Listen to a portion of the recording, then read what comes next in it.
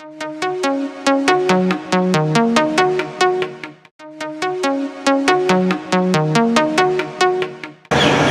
दोस्तों, आप देख रहे हैं खबर किसान की YouTube चैनल। मैं हूं आपका दोस्त अंकित शर्मा और आज हम पहुंचे हैं ग्रेटर नोएडा के एक फार्म पर जिसका नाम है धनश्री डेयरी फार्म। यहां पर HF गायों का गौपालन होता है और इस फार्म का संचालन कर रहे हैं। मेरे साथ मौजूद हैं दुष्यंत जी, बहुत बहुत स्वागत है आपका। नमस्कार अंकित जी, आपका भी स्वागत है हमारे डेयरी फार्म पे और आपके जितने भी दर्शक हैं उनको भी हम नमस्कार करना चाहेंगे। जी, बीते काफी लंबे समय से हम सोच रहे थे कि अपने चैनल पे एक वीडियो बनाई जाए जिसमें HF गायों के बारे में बताया जाए, क्योंकि इससे पहले हमने काफी देसी गायों के बारे में बात करी है।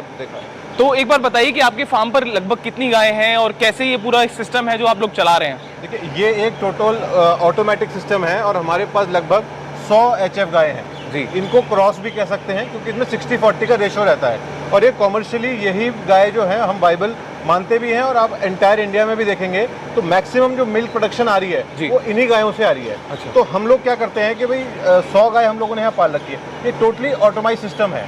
इनका फीडिंग पैटर्न, इनका मिल्किंग पैटर्न, इनका पैडॉक जोन है हमारे पास, उसमें आके इनकी मिल्किंग होती है जी।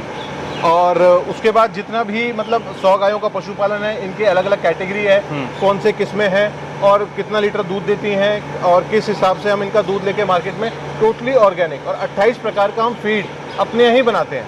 बहुत बढ़िया बात बताइए। जैसे कि ये सारी गायें हैं, इसमें मैं देख रहा हूँ यहाँ पर टैगिंग भी हो रखी है, तो इसका क्या एक मतलब है? ये टैगिंग के साथ साथ इसमें कुछ पैरों में आपने चिप भी लगा रखी है जी। इसमें गायों का इंश्योरेंस नंबर है, एक डेयरी फार्म का नंबर है। अच्छा। और एक पैडोमीटर है जो कि इजराइल बेस्ड एफ्रीमिल्क कंपनी है। अच्छा। वो वर्ल्ड वाइड ऑटोमाइजेशन पे काम करती है, तो उससे हमें गायों का डेटा ऑन कंप्यूटर मिलता है ताकि हमारी मैनेजमेंट अच्छी हो सके, गाय का पालन अच्छा हो सके और लेबर मिनिमाइज हो सके। जो डेयरीज में आजकल सबसे बड़ी प्रॉब्लम है, मैन पावर की बड़ी समस्या आती है, लोगों को मिलती नहीं है जी।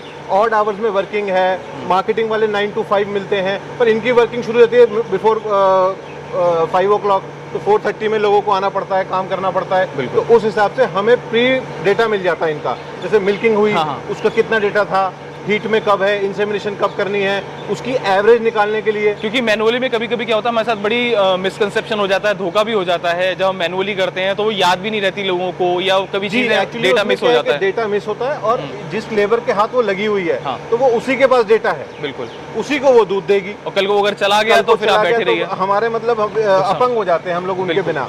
तो जी, मैं ये कह रहा था कि ये जो पूरा आपने प्लांट लगा रखा है इसके बारे में बताइए। ऊपर पंखे चल रहे हैं और हम यहाँ खड़े हैं तो मुझे वो फॉगर वाली फीलिंग आ रही है। यहाँ पर फॉगर भी चल रहा है, इसका क्या कॉन्सेप्ट है? ये क्यों लगाया गया है? ये इसलिए कि इन गायों को थोड़ा सा जो समर्स के जून, जुलाई एंड अगस्त, ये ह्यूमिड वाला जो वेदर है वो इनके लिए सबसे मतलब बुरा मान सकते हैं। अच्छा। हमारे लिए भी इसमें हमारे जो रेवेन्यूज आते हैं और इनको इससे क्या है कि एक एनवायरनमेंट देते हैं हम कूलिंग का, ताकि जो बाहर का टेम्परेचर है वो कम से कम 2 या 4 या 5 डिग्री डाउन रहे, तो इनको खाने में कोई दिक्कत ना हो। ये टोटली लूज हाउसिंग है, पानी 24 घंटे के लिए है, फीड इनकी 24 घंटे के लिए है, 2 टाइम हम फीडिंग करते हैं। अच्छा। ताकि इनको एनवायरनमेंट अच्छा दिया जाए, क्योंकि अगर हैप्पी काउ होगी, मानी जितनी खुशहाल गाय आती है, उतना अच्छा दूध देगी, स्वस्थ रहेगी, उतना ही उसकी न्यूट्रिशन वैल्यू होगी दूध की। आप बांध के रखिए एक पशु को और एक खुले को रखिए, हमें कोई बांध के रखे और हम खुला छोड़ दिया जाए कि भाई आप पूरा एक्सप्लोर करो मार्केट को, तो आप देखिए कितना फर्क आएगा हमारे आउटपुट में। तो वही गायों पे लागू होता है। दुष्यंत जी, जैसे कि आपने भी बताया था अपने बारे में कि आप विदेश में पढ़कर आए, फिर आप देश में आए,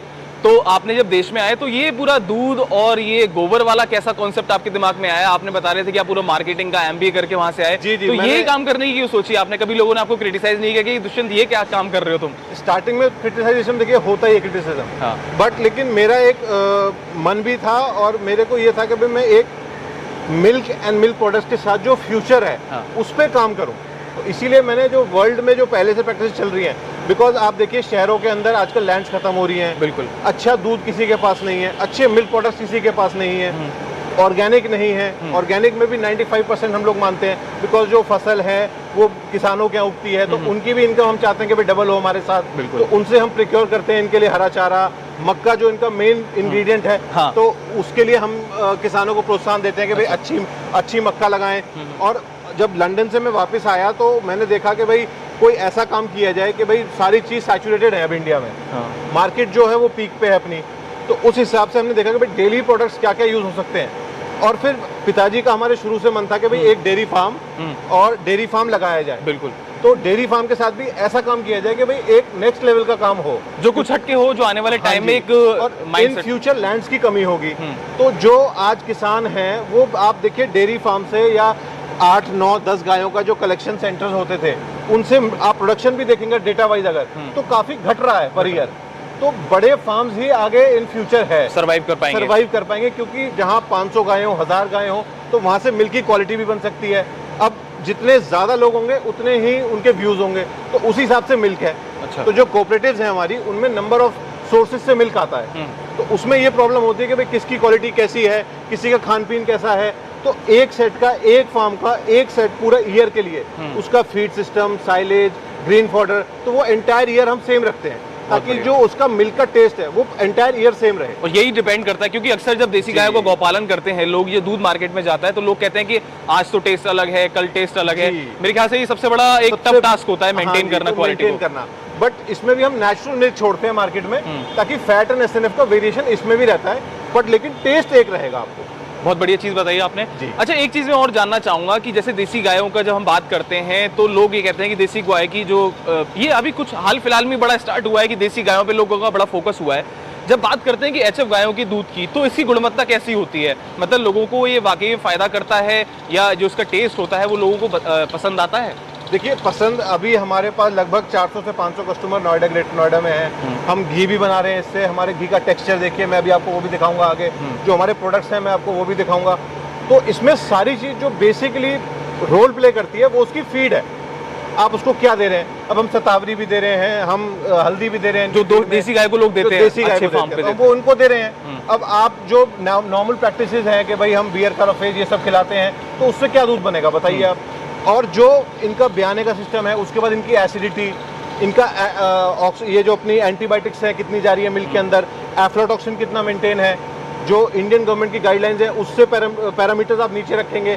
सोमेटिक सेल काउंट कितना है, टोटल बैक्टीरिया काउंट कितना है मिल्क। मुझे तो लगता है जो देसी गायों का गौपालन करते हैं या जो एचएफ गायों का गौपालन करते हैं छोटे स्तर पे, तो उनको ये सब जानकारियां शायद नहीं होती होंगी जितनी जानकारियां आपने दे दी। जी, तो उसी हिसाब से क्या है कि इन सभी चीज़ों पे हमें काम करना पड़ता है ताकि इनके खाने पीने का, इनकी साफ सफाई का, हाइजीन का, मिल्क, फिर हमारा मिल्क जो है विदाउट हैंड टच है, पैडॉक जोन से लेके और पैकिंग तक। और आजकल कोविड के टाइम में सबसे चीजें इसी बात का ध्यान रखा जा रहा है। और हम ये लास्ट 3 ईयर से प्रैक्टिस कर रहे हैं और हमारे कस्टमर जो भी हैं वो हमसे बहुत सेटिस्फाइड है इसी चीज को लेकर के।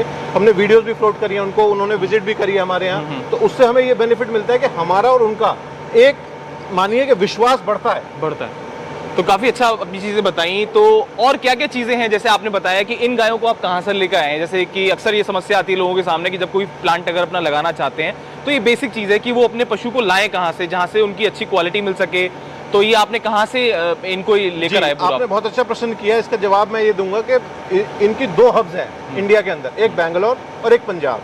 हम पंजाब को ज्यादा प्रेफर करते हैं बिकॉज जो किलोमीटर्स का अंतर है वो पंजाब हमारे से पास है, तो गायों को ट्रांजिट करने में दिक्कत नहीं होती। और वहाँ पे भी आज से 60 साल पहले, 70 साल पहले, डेटा में मैं क्लियर नहीं हूँ बट इतने ही साल पहले इनका सीमेन आया है इंडिया के अंदर। उसी सीमेन के साथ हमारी इंडियन ब्रीड में लगाया और प्रोजेनी को अच्छा किया, ब्रीडिंग कर रहे हैं। अब हम लोग एक नई नस्ल ला रहे हैं मार्केट के अंदर, 30 बछड़ियां हमारे फार्म पे हैं। अच्छा। उसमें हमने जर्सी का क्रॉस सीमन लगाया। बहुत बढ़िया। तो उसमें क्या है कि 50-50 का रेशो आएगा, एचएफ और जर्सी, तो मिल्क प्रोडक्शन भी रहेगी और दूध का फैट एसएनएफ भी बढ़ेगा। क्योंकि आजकल लोग मानते हैं भाई भैंस का दूध अच्छा है, उसका 6.5 फैट है, बस वो फैट पे फोकस करते हैं। तो उसमें प्रोटीन लेवल कितना है, न्यूट्रिशनल वैल्यू कितनी है, तो उसी हिसाब से अगले 1-1.5 साल में आपको हम वो ब्रीड से भी रूबरू कराएंगे। जो एचएफ के साथ जर्सी क्रॉस है वो काफी कम है, जर्सी की ब्रीड अच्छी है। साहिवाल के साथ हम क्रॉस करवा रहे हैं, हम लोग गिर के साथ क्रॉस करवा रहे हैं, ताकि जो ब्राजील में आज से 20 या 25 साल पहले गिर एर्लांडो करके एक ब्रीड तैयार हुई है, वो भी पंजाब में है, तो उसको भी हम प्रिक्योर कर रहे हैं, उस पर भी हमारी वर्किंग चल रही है। तो ताकि हमारा दूध जितना अच्छा हो सके, जितनी न्यूट्रिशनल वैल्यू अच्छी हो सके, हम उस पर काम करें। तो विजन बहुत अच्छा है दुष्यंत जी का। ये तो था इनका बेसिक फार्म जहां पर ये पूरा काउ शेड है इनका। अब आगे चलते हैं और देखते हैं कि क्या कुछ चीजें हैं, कैसे इनका मिल्क प्रोसेस होता है, कैसे इनके जो बाई प्रोडक्ट्स हैं वो मार्केट में आते हैं। तो चलिए आगे बढ़ते हैं। आइए। दुष्यंत जी, जैसे मैं देख रहा हूँ ये पीछे जो गायें हैं इनकी पूरी सफाई हो रही है, इनकी क्लीनिंग हो रही है, इसका क्या प्रोसेस रहता है? जी, इसका एक्चुअली में क्या है, 2 से 3 टाइम हम लोग समर्स में और ऑल्टरनेट डे विंटर्स में ताकि आप ये देखिए कि स्किन जितनी अच्छी होगी काऊ की उतना ही अच्छे उसको महसूस होगा। तो मैं अभी आपको पहले में भी बता रहा था कि जितना आप गाय को अच्छा फील कराओगे वो उतना प्रसन्न महसूस करेगी और उतना ही अच्छा दूध देगी, उतना ही गुणवत्ता दूध के अंदर आएगी। तो ये एक हमारा प्रोसेस है कि सभी गायों को बैच वाइज यहाँ लाया जाता है, इनको बेसिंग शावर दिया जाता है और विद ब्रश इन पे मारा जाता है ताकि इनके जो स्किन में से किसी तरीके का इंसेक्ट, कोई डस्ट इनके बॉडी पे ना रहे, ये फ्रेश फील करें, अपनी जो फीड है उसको प्रॉपर टाइमिंग में खत्म करें ताकि उसके बाद इनका जो रूमिनेशन है वो प्रॉपर आए। अच्छा, अब बात करेंगे इधर की, तो ये पूरी मशीन जो लगी हुई है ये क्या प्रोसेस है यहाँ पर? ये क्या लगा हुआ है? इजराइल बेस्ड हमारा सॉफ्टवेयर बेस्ड मिल्किंग पार्लर है। अच्छा। It is totally semi automatic. ये इसमें 6 और 6 गाय लगती हैं एक साथ। अच्छा। ये सारा मशीन्स के साथ हमें मीटर में गाय का milk, cleaning of the milk के बाद जो मिल्क निकलने के बाद जो सैनिटाइजेशन प्रोसेस है CIP, वो ऑनलाइन है। वो हमने इटली से लिया है इंटरपल्स का। बहुत बढ़िया। तो उससे 1-1.5 घंटे में इसका सारा मिल्किंग प्रोसेस होने के बाद इसकी क्लीनिंग ऑटोमेटिक हो, मिल्क सारा ऑनलाइन जाता है। अच्छा। और सारा ही जाके ऊपर प्रोसेसिंग डिपार्टमेंट में अपने आप पाइप्स के थ्रू, किसी को कुछ नहीं करना है, सिर्फ इनके क्लस्टर्स थनों में लगाने हैं और डॉक्टर्स को बस चेक करना है। हमारे पास मिल्कर्स भी अच्छे हैं और 2 वेल ट्रेंड होंगे, पूरी टीम है इसकी जो अच्छा काम कर सके, जो बेस्ट मिल्क प्रोड्यूस कर सके। तो इनमें क्या क्या सावधानियां वैसे अगर रखनी पड़ती हैं? अगर जैसे देखा जाए तो जब मैनुअली कोई निकालता है तो उसके थन से डायरेक्ट उसकी कनेक्टिविटी रहती है एक इंसान की। जी, इसमें जो गाय की दूध प्रोसेस है निकालता है कि जब गाय आके ऊपर लगती है तो पैडॉक जोन में इनके चारों थनों को चेक किया जाता है फर्स्ट। अच्छा। उसमें क्लीनिंग की जाती है, उसके साथ उसको चेक करके देखा जाता है भाई किसी भी गाय में कोई दूध में मैल फंक्शन ना हो, किसी भी तरीके का दूध में खराबी ना हो। क्लस्टर और मशीन लगाने से पहले, बैच मिक्स होने से पहले ही वो चेक हो जाता है। उसके बाद हम लोग मिल्क और फिर इसमें हमें कंडक्टिविटी दूध की, दूध का pH कितना है, वो सब चीज़ें हमें ऑनलाइन दिखाता है वो। जो यहाँ से बता रहे हैं जैसे पाइप से जाता होगा पूरा मीटर यहाँ पर है तो सब चीज़ें, तो ये तो काफ़ी अच्छी चीज़ है।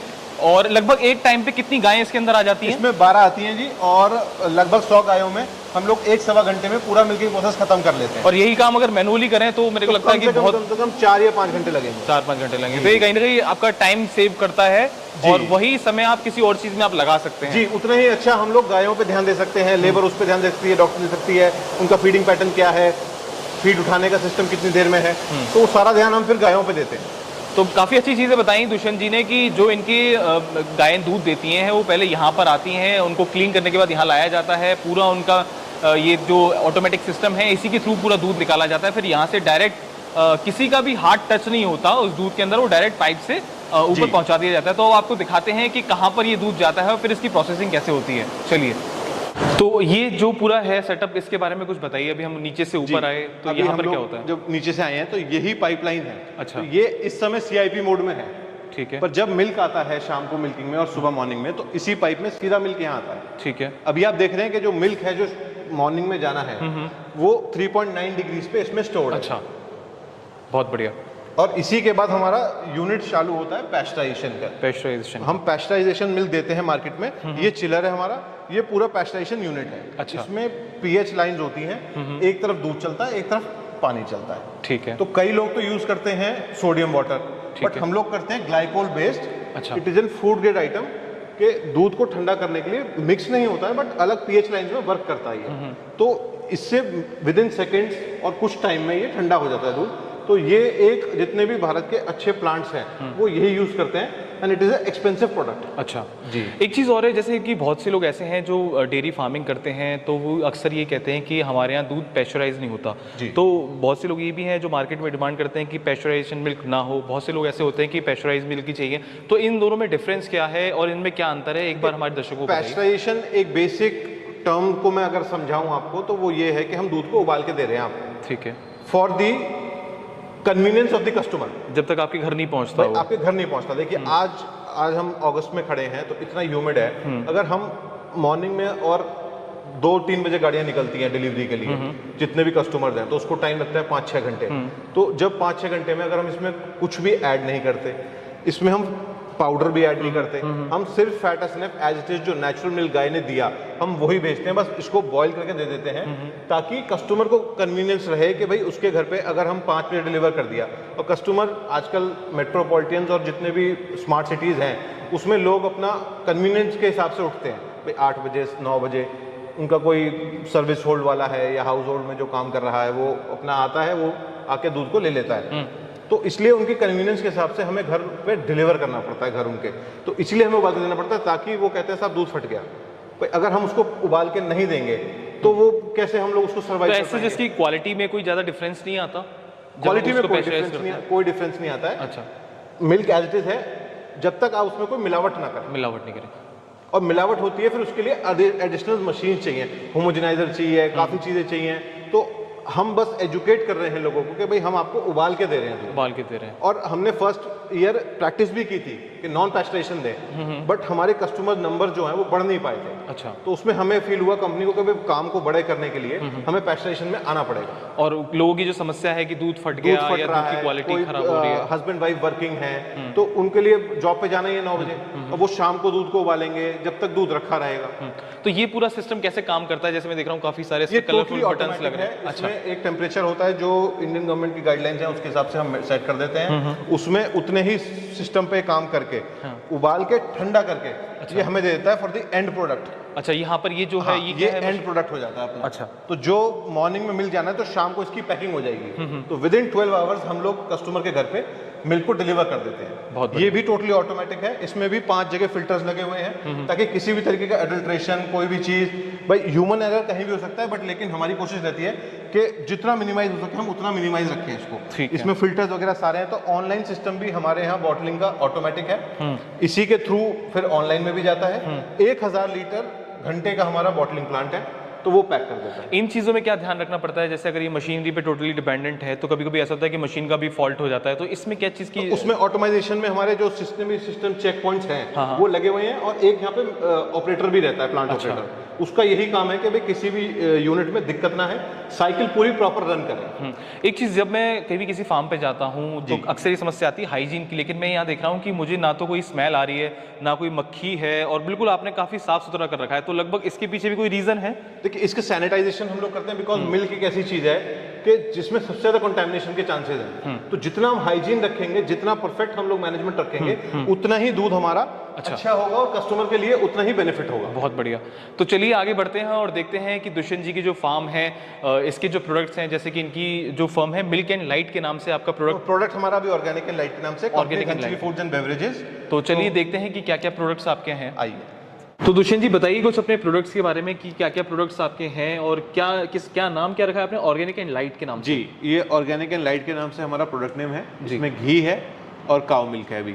ठीक है। और इसके साथ साथ कंपनी जो धनश्री फूड्स है वो मैंने आपको बताया ही है। तो अभी आप पैकेजिंग कितने कितने की कर रहे हैं? इसमें कितनी पैकेजिंग है? ये 1 लीटर की तो घी है और मतलब 500 ml भी है, और ऐसे ही दूध के साथ है। अच्छा। 1 लीटर की बॉटल है, ये ग्लास बॉटल है सारी पैकेजिंग में, और ½ लीटर की भी बॉटल है काउ मिल्क में। और क्या क्या बाई प्रोडक्ट्स आप लाने वाले हैं? जैसे आजकल मार्केट में पनीर की बड़ी डिमांड है, पनीर हो गया या फिर मक्खन हो गया, तो आप लोग उस पर भी आ रहे हैं? जी, क्योंकि मक्खन तो अभी हम लोग बनाते ही हैं घी के लिए, क्रीम भी हम लोग बनाते हैं अभी, बट वो भी सेल नहीं कर रहे थे मार्केट में। बट बाय अक्टूबर हम लोग स्टार्ट कर रहे हैं अपने ऑर्गेनिक स्टोर्स, मतलब it is a type of natural stores, तो धनश्री के नाम से लेके आ रहे हैं उसको। और फर्स्ट ये ग्रेटर नोएडा में हम लोग खोल रहे हैं, उसमें सारे तो मिल्क प्रोडक्ट्स एंड खीर, अपना रबड़ी, और जो आपने पनीर बताया तो डिफरेंट टाइप्स ऑफ पनीर, तो इस तरीके के सारे प्रोडक्ट्स जो दूध के साथ बन सकते हैं वो सब हम लोग अक्टूबर में लेकर के आ रहे हैं। बहुत बढ़िया। मैं देख रहा हूँ कि पैकेजिंग पे बड़ा अच्छा काम किया गया आप लोगों ने। तो घी का क्या रिवर्ट रहता है? जैसे दूध के बारे में तो हम काफी बात कर ली, लेकिन जब घी मार्केट में जाता है तो लोगों को क्या कहते हैं? जैसे देसी घी की बड़ी डिमांड है मार्केट में। जी, तो एक तो देसी घी में बफेलो भी घी आता है। अच्छा। अगर मैं प्रिस्क्राइबली कहूँ तो ये बेसिकली एक काउ घी है। तो देसी घी में आप मार्केट में देखेंगे, मैं देसी घी लिख दिया, तो उसमें बफेलो घी भी हो सकता है। अच्छा। जो इसका टेक्सचर व्हाइट की तरफ होता है, ये टोटली आप देख रहे हैं कि it is a natural colour, किसी तरीके का प्रिजर्वेटिव इसके अंदर नहीं है, कोई हमने कलर ऐड नहीं किया इसके अंदर, इट इज अ नेचुरल घी। तो ये काउ का कलर एक बार दिखाइए हमारे दर्शकों को, आप ये देखिए, देख के पता चल जाएगा कि क्या प्योरिटी है इसके अंदर। और इसका टेक्सचर देखिए आप, ग्रैन्युल्स देखिए इसके, सभी कुछ, तो ये टोटली नेचुरल है। तो ये काफी अच्छा कॉन्सेप्ट है आपका, काफी अच्छे कॉन्सेप्ट पे आप लोग काम कर रहे हैं जी। और इसके अलावा आप लोग छाछ भी है आपके पास? जैसे आजकल छाछ की बड़ी डिमांड है, लोग जो डिमांड करते हैं कि कड़ी बनाते हैं। जी, इन समर्स थी, तो अभी तो विंटर्स आ रही हैं तो इसको डिसकंटिन्यू कर दिया हमने। अच्छा। बट नेक्स्ट मार्च से छाछ भी आएगी। तो ये थे हमारे साथ दुष्यंत जी, जो लंदन से पढ़ाई करके आके यहाँ पर ग्रेटर नोएडा में अपना पूरा धनश्री जो फार्म है, इनका डेयरी फार्म है, इसका संचालन कर रहे हैं। इनके पास पूरी एचएफ गाय हैं और काफ़ी अच्छा जो इनका सेटअप है पूरा बिल्कुल ऑटोमेटिक है, सेमी ऑटोमेटिक भी कह सकते हैं इसको। यहाँ पर मतलब मैन पावर का कम से कम ये लोग इस्तेमाल करते हैं और ज़ीरो जो एरर होता है उस पर काम करते हैं। इसके अलावा पूरा जो हाइजीन है ये मेंटेन करते हैं। अगर आप भी इस फार्म को विजिट करना चाहते हैं तो नीचे कमेंट बॉक्स में, डिस्क्रिप्शन में हम पूरी डिटेल आपको इस फार्म की दे देंगे। ये इस फार्म की जो बाई प्रोडक्ट्स हैं जैसे दूध है, घी है, पनीर है, इसको आप खरीदना चाहते हैं तो वो भी उसका हम समरी में आपको पूरी चीज़ें बता देंगे। तो बने रहिए हमारे साथ, देखते रहिए खबर किसान की यूट्यूब चैनल। आप देख रहे थे अंकित शर्मा को, मेरे साथ मौजूद थे दुष्यंत जी। धन्यवाद।